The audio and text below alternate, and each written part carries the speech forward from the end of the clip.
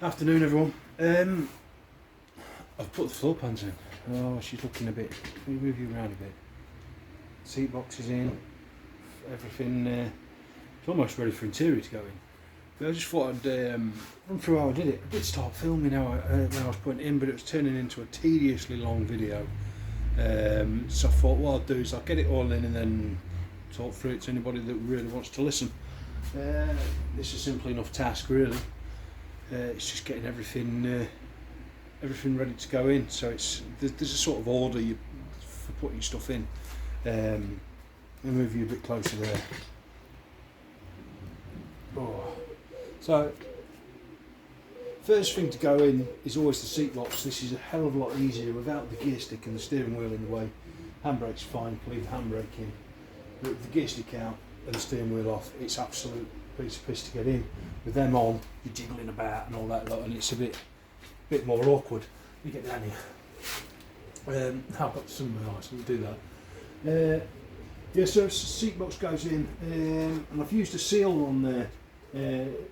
What I sometimes use, depending on how bad this edge is there, because sometimes these are battered. If you're just putting a truck together for off-roading and it don't have to be perfect, then what I use is the same seal that you get for under the windscreen.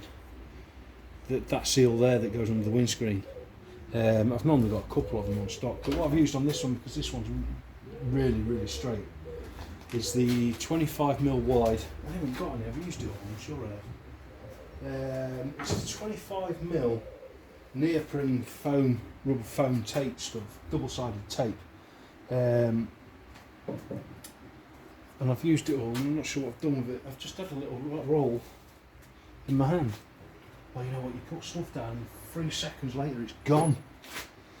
But in a way, it's the same stuff that I use on the windscreen. It's there, look. There, look. You can just about see it's the last little scraggy bit on the roll. But it's double-sided foam tape, neoprene tape. It is. This last bit's.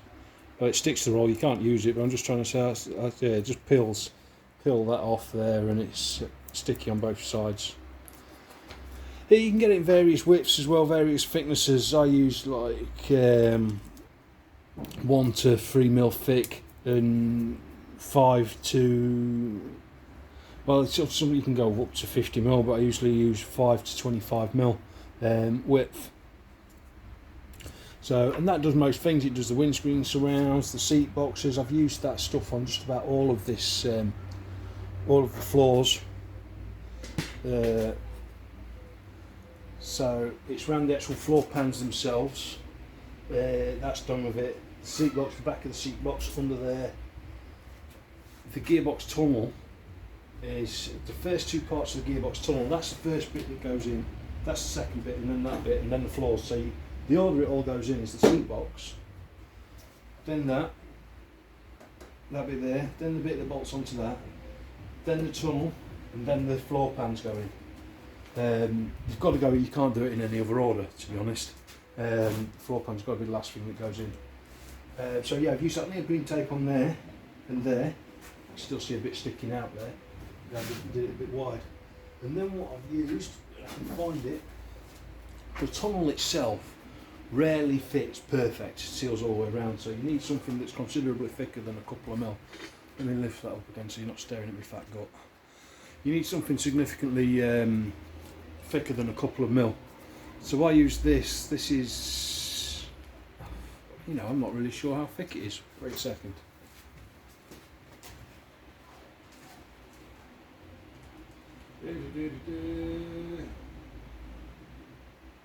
It doesn't say on there, it just says extra thick foam.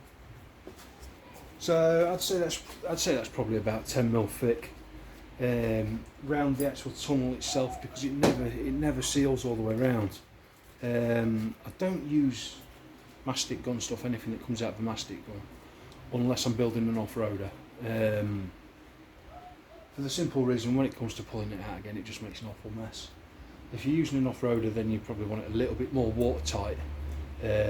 Driving down the road, you're not going to get much coming up through here or anything like that, but if you're going through wading through rivers and stuff like that, then yeah, you're going to get a lot more water. You want it a lot more watertight.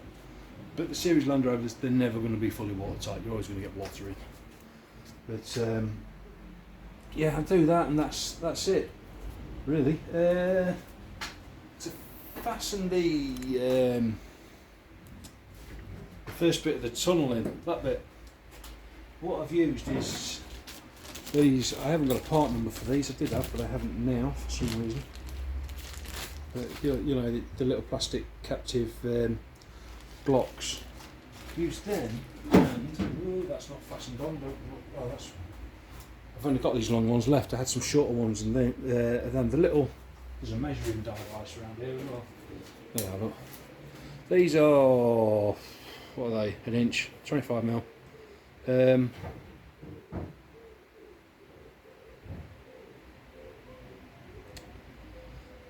Yeah, you could probably go down to about 15-20mm on them. But with a big head, that's got a it looks about 12mm head on there, and I'd say 4 or 5mm sort of diameter. But yeah, I used them on there, and then everything else. I will give you a quick walk round it in a minute. Everything else, there's nuts and bolts around the front of the floor. These are the M6 or M7, I can't remember. Let me take you off the stand. Should have done this just to start with. Yeah, nuts and bolts around the floor there. Then you've got the ordinary standard fasteners, which is these screws. I'm very prepared today. Yeah, it's them screws and right, and these fasteners that go on all the way around. So yeah, same on the other side, exactly the same on the other side. They are M6, I think, or standard they're M7, but I think they're M6 that's gone in there. They still do the job. Yeah, you have to. And another thing, before you don't drop off there, before you fasten the seatbelt in, the first job actually is to put this seat runner on. If you've got the tank under there, you can't get under. Well, you can, but it's difficult to get under for the nuts and bolts, or whatever, on that side. So yeah, put that on, then put the seat box in. Then the first bit of the tunnel, that bit, then that bit, then that bit, then the floor.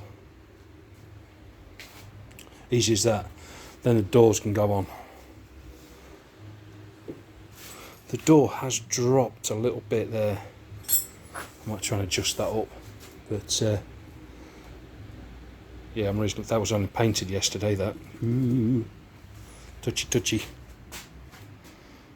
Yeah, and that's it really. Mirrors. I know they're Defender mirrors, but they do the same job.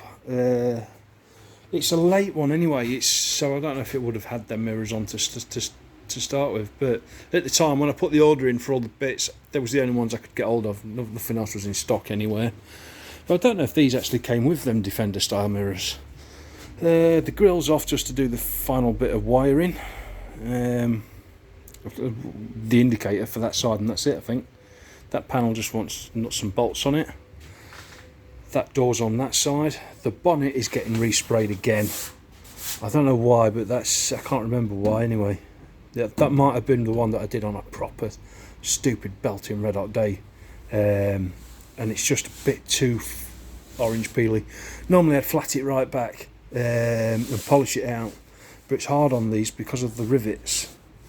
Trying to flat back with the rivet, you sand in and everything's perfect, and then all of a sudden you touch the top of a rivet and all the paint's gone. You got to sand it back anyway. So yeah, I'll sand that back, give that a quick spray. It's the last blue thing that needs doing. I've got to put the seals in the vents as well, and then the sides have only had one coat. Where are we? There, one quick coat of paint. They've been primed with them one quick coat, but I'm going to rub them back and give them another coat. And then I've got to dig the roof out that's buried under all that lot there. This is just now storage in there. I don't get used for anything else. Still waiting on the wiring loom. Back door. Again, that was only painted yesterday. Yeah, she's looking pretty good. I'm pleased with her so far. The door gaps don't look bad.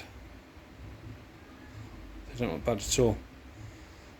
The last thing, one of the last panels that'll go on, before you can put the sills on, it might sound a bit daft, before you can put the sills on, you have to have the side on and the roof on, because you need to fit the door seal, unless you're using, mind you, I suppose actually I can get away with, no, I'm talking bollocks. You can just fit the door seal on the bottom because it's not a one piece all the way around seal, is it? No. Yeah, so you fit the door seal on the bottom before you fit the sill, because you can't get the riveter in there to rivet it. So yeah, that needs to be done. But yeah, that was it. I was leaving the door sills, the sills, till I've done that, till I've done the rest of it, because I wanted to do a video on fitting the door seals, because I want to do a video on fitting the Defender seals, sorry, not sills, to the series trucks. With a bit of modification to the sills rather than modifying the truck, because you have this lip all the way around that gets in the way. So two choices are: you can cut that off, you can force the rubber on and hope and pray it goes on and fits right. You can trim that off, or you can do it the way I'll show you once I've got the roof on. Right, it's supposed to be a quick update video and a quick look at that. Can't wait to get the carpets in. Full Exmoor trim going in there. Can't wait for that. What else was there? Sure, there was something else I was going to talk about. I can't get that bonnet up and talk at the same time. Bear with us a sec. Oh, that was it. New radiator's gone in. That's all ready to go. I'm sure there was something else I was going to talk about. But yeah, right. I'm sort of waffling on again here. This heat is destroying. So there she is anyway. There will be some more interesting videos coming up, but for now it's been slow progress really. Yeah, sometimes it seems really slow going. You're getting stuff done, but it seems to be taking forever, and it's quite disheartening when that starts happening. You'll spend a full day absolutely knackered, you'll be slugging your guts out, and you stand back and look at it and think, I've done bugger all. As you have them days where you just got to plug on through it and carry on, look forward to the good days. Well, just before I finish this video, I thought I'd do a video. I'm really struggling on things to watch nowadays. I seem to be watching things, and because YouTube works on algorithms and stuff like that, so you watch certain things and it just keeps suggesting the same things over and over again. So if anybody's got any good suggestions on things to watch, good channels and stuff, let me know. I thought I'd do a couple of shout outs on stuff I've been watching, just because why not. So there's quite a few here actually. They've got Look Creations, Clang on 109. He's been doing some great videos. He's not been doing that much recently because he's been working on Number 4 Next Door, but yeah, he does some really good videos on bulkhead repair and stuff he's been doing, and he's restoring a full 109. So yeah, John Dingle, he's always a Dinglezilla. He's always worth a watch. Yes, he's a bit of a welding maestro, shall we say. Whereas I'm a bit more of a welding Montego, I'm not that good at it. I do it, but yeah, I don't think there's much he doesn't know. There's the usuals, Britannica restorations, of course. If you're a Land Rover fan, you watch that. Fitter Matt. The guys are building trying to bring back to life an old bar tank. I think it's based on a Centurion or something like that. Yeah, it's really interesting. Rolls Royce engine and all that lot. Yeah, it's interesting stuff. Homebrew Maker calls me brother, although he's not been doing a lot recently. Lord Muck's always worth a giggle. Yeah, he's funny. He's worth putting on and just leaving on in the background sometimes just to listen to him ramble on. I apologise if I pronounce this wrong, but Phil, is it Sabo or Sabo? He's from down under somewhere. He's restoring a series Land Rover. Yeah, just some good videos. We've got Rover Tasmania. Matt Green. He's doing a Subaru Metro 6R4 hybrid thing, and he's doing it all literally by himself, using Subaru floor pans and stuff like that. He's done it before. Did it with a Mini, the race car that never raced. Yeah, it's always worth a watch. Always interesting stuff. And on the same lines, there's what do they call them? Shine Automotive. They're doing an Audi TT Mark 1 or Mark 2 Fiesta build. Yeah, that could be interesting as well. It'd definitely be interesting to have a fresh round in that once it's done. So they're them two videos. That's the kind of things that the normal Joe would do. You know what I mean? That's what they'd do. If you want to see the absolute extreme of how to do that, how to get Toyota Celica GT4 full running gear inside a classic Mini to within ridiculous tolerances, then you need to watch Bad Obsession Motorsport Project Binky. Binky, the level of details them guys go into is unbelievable, absolutely unbelievable. But that said, they've been building it for 4 or 5 years now. They've been doing these videos, so yeah, it's not going to be finished anytime soon. I don't think. The detail is unbelievable, absolutely unbelievable. What we got here? Oh, not last but not least, should I say, is Church House Classics. It's a Range Rover guy, classic Range Rover guy, that's restoring a classic Range Rover, and don't seem to be many videos out there of people fully bare shell rebuilding Range Rover Classics. So if that's what you're into, then yeah, that's well worth a watch. Swears a lot. Quite interested. Yeah, and I think that's it. I had to write the list down because my memory is terrible. There is no doubt more. If I've been watching you and I forgot, then sorry. What can I do? I can't remember everything. But yeah, if anybody's got any suggestions on other things to watch, let me know. Just give us a shout, and